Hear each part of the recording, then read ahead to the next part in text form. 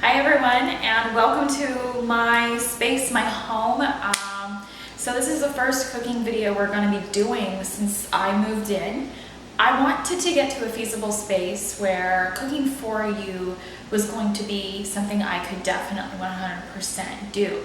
Right now we have sort of been living off of the very basics, beans and rice, occasionally ordering Chinese food. So nothing really to brag about or put on my CC vlogs. Sometimes when you're first starting out, the most feasible and easiest thing to do is to order. It's not always the most feasible at the same time because ordering can take up a lot of money. It really just kind of all depends on what you're ordering.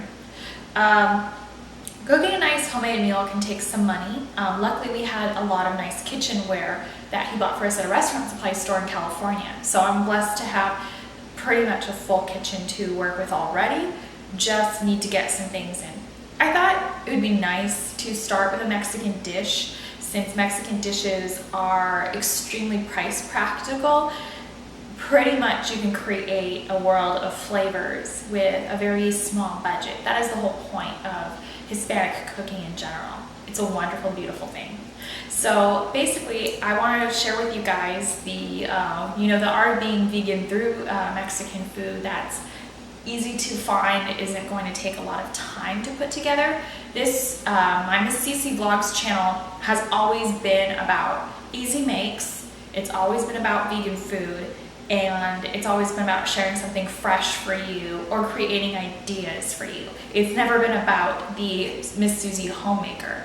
Granted, I very much envy people with beautiful kitchens like Miss Veggie Beauty or Christy, the owner of Pumpkin and Poppy, who make gorgeous, amazing things and basically put a lot of money into their home kitchen every week.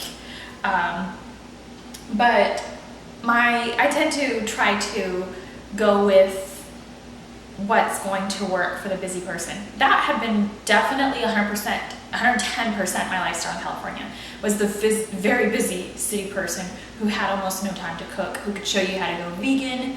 And sometimes vegan food is not always the most feasible if you're getting the processed products. It simply just is not. I got a lot of inspiration to start a cooking vlog because cooking vlogs and vegan vlogs were what gave me my inspiration to go vegan in the very first place. It was people like Paralita 22, Veggie Beauty, Life Regenerator, the Earthlings movie with Joaquin Phoenix, and that basically made me want to go vegan. I had been vegetarian for about like a decade prior to going vegan, so it wasn't completely something new for me, but essentially making sure I don't eat any cheeses, high processed foods, and eggs was going to be a bit different. I'm not a big fan of cheese and milk, so for me, it was just learning how to cook without it, knowing I didn't necessarily need the flavor. I'm definitely one to overcompensate for the lack of cheese with gorgeous, flavorful spices. I definitely want to get a spice rack in my kitchen and do a home tour. This video will be uploaded to my main channel. And just to simply let you know that Miss CC Vlogs will once again become active. I have been on and off active, if you will, on Miss CC Vlogs depending on how my life schedule is going. It can be a little difficult to run 2 blogs, but I definitely like to pick up where the pieces are from time to time because I do get so many requests to be on there. And I love going on there. A lot of people haven't been happy with me on Miss CC Vlogs in the past because they've wanted to, I guess, not watch vegan food or they wanted me to have more kitchenware. And I just want to put into perspective that I've always wanted to have a certain direction with the whole point of Miss CC Vlogs. And I'll definitely get some more farmers market goods in as well because those can be just as fast and easy. So without further ado, I like to show you replacement foods that make veganism easy and get you thinking and create really fun, new, and innovative creative concepts for you. That's basically what I like my channels to be about. Not only makeup, to show you how to get a beautiful look innovatively with cruelty-free products, but it also translates to my food channel in that way. So to get started on this particular wonderful appetizer, we're going to start off in a nice simple bowl, just like that. This is microwave safe, it's not made of plastic, just a good old school bowl. All right, nothing too fancy here, nothing you can't get yourself. Hey, if I have it, you can have it too. What can I say? So I'm gonna be taking one of these beautiful fresh avocados, excuse me, and this simple paring knife that I obtained when I was bartending in California. I had a wonderful bartender's fresh squeeze kit. But here's the gorgeous fresh avocado. They're simply too easy to splice. This is something just about anyone can do. And trust me, I used to make tableside guacamole at El Torito. If I can learn this at 21, you can learn it too. What can I say? Gonna be carving around the peel.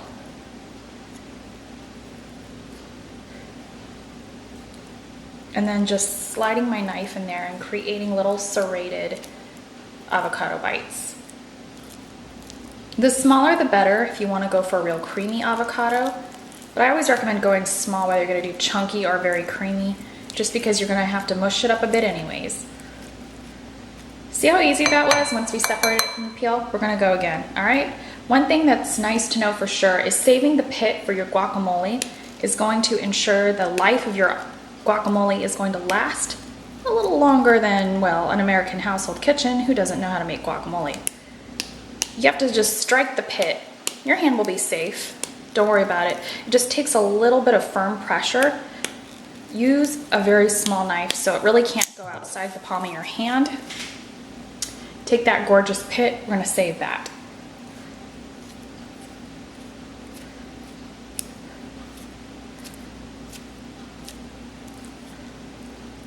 Once again, going around the skin, just essentially scooping it up. Around this time you could take a spoon if it's easier for you. I don't have any silverware yet. All right.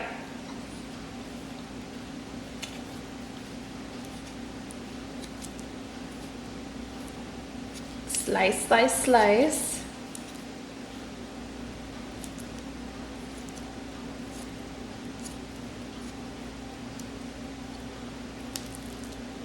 Make sure all the pit's removed.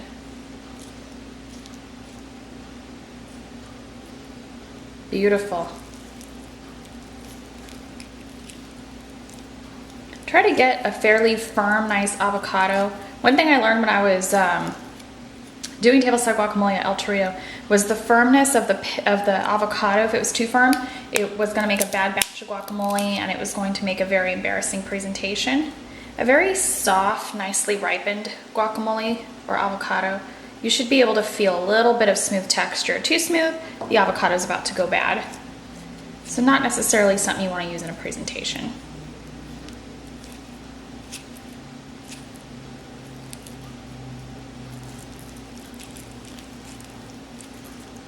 This is really good enough for two. You only really need 2 or 3 avocados for 2 people. If you want to have friends over, get about 5. All right, save 1 or 2 of the pits, depending on the size of your guacamole. Just remember not to eat the pit.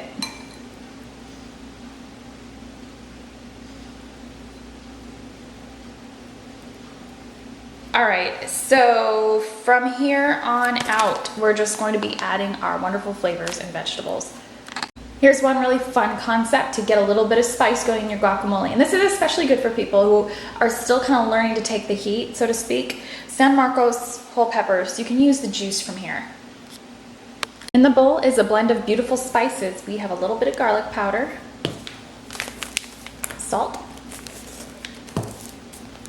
and ground black pepper. All you really need is to taste.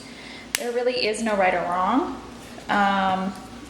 Unless you're cooking for someone else, just something to be aware of. Different people have different salt tolerant levels, so you might want to keep that in mind when cooking for other people. A lot of people like to salt their own things, so adding teaspoons or tablespoons will definitely get that nice flavor going for you.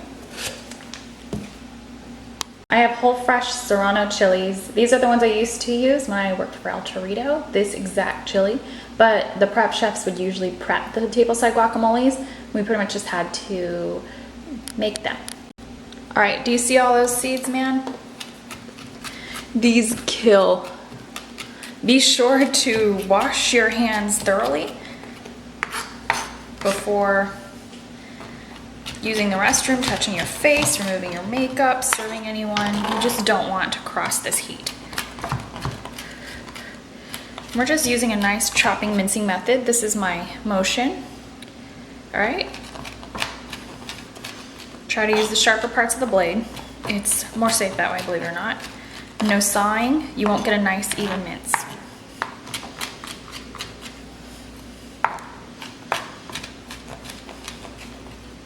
You could of course always buy peppers already pre-cut, but this is kind of fun to do. They taste fresh. Be sure to rinse your peppers and fruit. I have a tendency to underthink it, I'm not gonna lie, but be sure to rinse it, especially if you live in the city where you're getting all your stuff imported. Let's just go with that, and I will save those in a bag possibly, or we'll taste it. Let's taste it after we're done mashing it, see how the product goes. Let's add a little bit of the lime juice. Now the reason I like to keep this like this, stored like this, is because nobody in my family likes to put these in their beer. So there's no point in me buying little slices of it. We like to put it on our chips. We like to put it in a beverage other than beer. And American-made beer, even if it's a Corona, does not actually need a lime. People just do that for flavor. But you can always add a couple pumps if you desire. I like to get the little bottles because I like to cook with it. Now, like I said, we're not mixing with our hands. I have fake nails and stuff. So I just like to keep everybody clean. It's just my thing. If you have good kitchenware, you can just mix this with a nice spoon, fork, knife. This is really delicious if you're somebody who lives with somebody who hates tomatoes. I hate onions. He hates tomatoes. This is a win-win situation, baby. Basically, it takes out the whole point of needing the nice pico de gallo, which is another alternative. You can do tomatoes. You can do cilantro, and you can also do onion. But I've chosen to go this route. And this is gonna stay nice and fresh, and I can always cut 2 avocados tomorrow, go to the store, get 2 more. I'm good, I got all my seasonings ready, and this is gonna stay nice and green. It's perfect. Let's taste it actually. You don't ever wanna serve anything without tasting it. So be sure to taste it, but don't put the spoon back in, of course. A good chef tastes it. A lot of people say a good bartender tastes it. I have to kind of disagree with that, but can use a little bit more heat.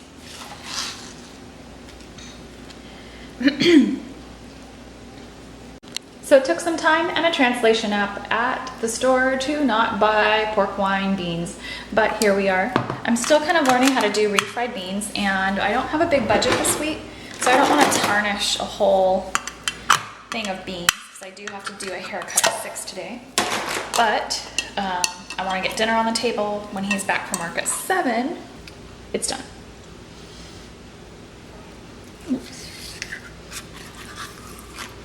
I don't have the strongest stove in all the land, but it gets the job done. One of these days, if I ever get to buy my own house or model my own house, I'll get a gorgeous stove. I have all this gorgeous restaurant quality cookware and a beautiful kitchen, but the stove quality is not the best. My boyfriend did, however, say it was way better than his previous apartment. So I will take his word for it. He said it used to take like 8 hours to make a pot roast.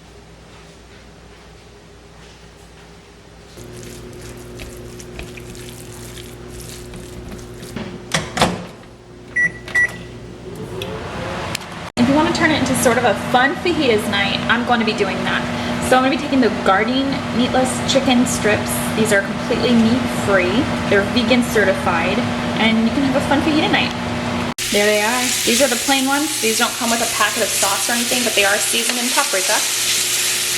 And they do recommend that you do them stovetop, just simply because the microwave will suck all the natural water that's in it, or all the natural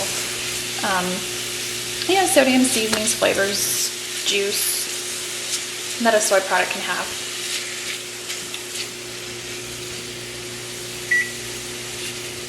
And these are already really beautiful as fajita strips or anything else. They're essentially cut very similarly to the way you would see in a Mexican course meal.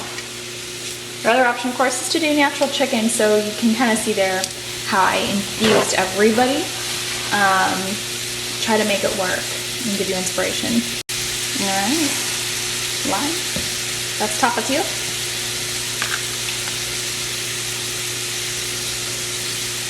If you're cooking with regular chicken, you can cook it the same way.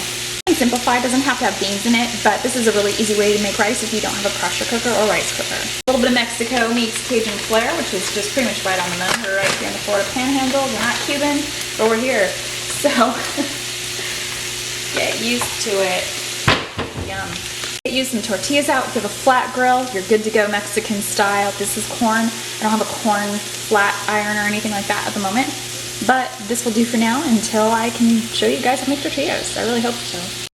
And bon appetit, ladies and gentlemen. Just be sure to let this cool off before you put it away, or you can give yourself food poisoning if you chill it too soon. So that will cool down a little bit. Put it in the fridge before I go do my haircut tonight, and then we'll be ready for dinner. We just need to heat it a bit. So I just kind of did everything stovetop. It's safer, cleaner as far as your health goes, and virtually very easy. One good thing to top off the night is to have an aperitif. You can have this before or after. In our family, we do it after. We do it as an after dinner liqueur. You can even have it go around the table, just give everybody a nice little fun buzz while you're eating and enjoying each other. In my family, not all of us speak English, not all of us speak Spanish. So what we like to do is play a game of dominoes that can take up just the center of the table. So I do have the blackberry one right here.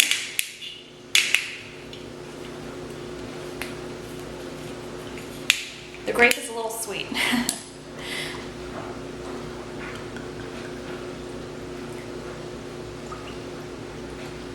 Southern pour. All right, Salut, ladies and gentlemen. Thank you so much for coming into my kitchen today, and it was a pleasure to have you tune into today's video. Wish you were here, and it's fun cooking with you. So, cheers.